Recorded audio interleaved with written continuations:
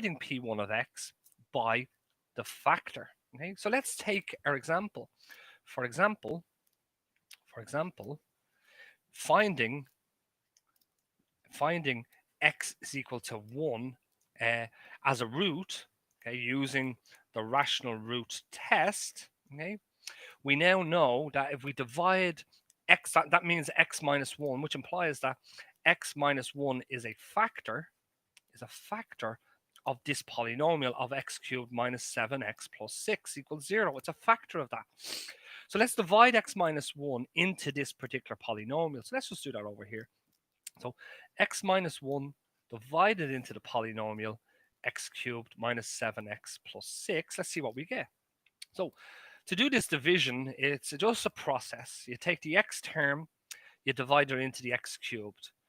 Okay, x divided into x cubed goes x squared times. Then you take this value and you multiply it by each one of these terms, okay? And let's see what the remainder is. So x squared times x gives us x cubed. X squared times minus 1 gives us minus an x squared, okay? And then what we're going to do here is we're going to subtract this from this line here. So we'll subtract like terms from like terms. So this becomes a minus and a plus because I'm subtracting, multiplying by minus 1. And you can see that x cubed minus x gives us 0. The positive x squared plus, there's no x squareds here, so that leaves us with an x squared. And then we're left with minus 7x plus 6. I should have really written this out. I should have really pushed the minus 7x plus 6 over a little bit and left no x squared term there so that these lined up perfectly. But obviously, I didn't think ahead there in this particular case.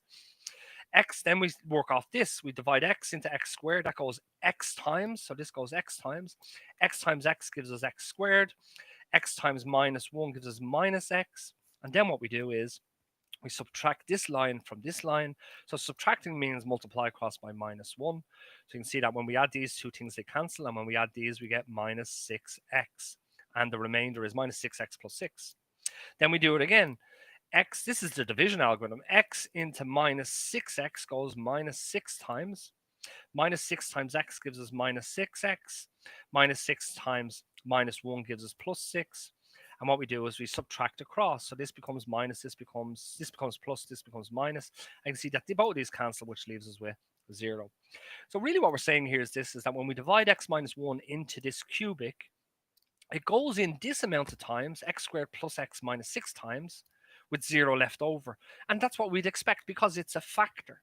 So now what we know is this, is that x minus 1 times x squared plus x minus 6 equals 0. Yeah, because the polynomial is equal to 0. This is a factor. This is how many times it divides in with no remainder. Okay, so now what we know is that x minus 1 has to be equal to 0, or x squared plus x minus 6 is equal to 0. Now, this is just a quadratic, and we could use the rational root test on this also. Okay, we could look at, once again, the factors of the coefficient here are 1, and its factors are 1. The factors of minus 6 excuse me, the factors of minus 6 are 1, 2, and 3. Okay, but let's just say we already know that this is x. This is the factors of this is going to be x.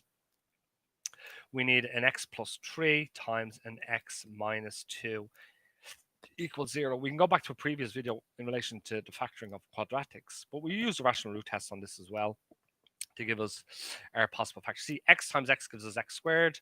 X times minus 2 gives us minus 2x, plus the 3x gives us the positive x, and then 3 times minus 2 gives us the minus 6. So once again, in this case, we have that x plus 3 equals 0, or because both of these multiply to give us 0, or x minus 2 equals 0, which means that x is equal to minus 3, or x is equal to 2, which are the other possible roots that came from the rational root test. Okay. In the next video, what I'll do is I'll just run through the rational root test. I'll find the first rational root. We'll do the division, which hopefully will leave us with a quadratic. Okay? And then we'll solve the quadratic instead of going through with all the substitution of all the possible values. Okay, guys, once again, this is Jonathan Lambert with Maths and Stats.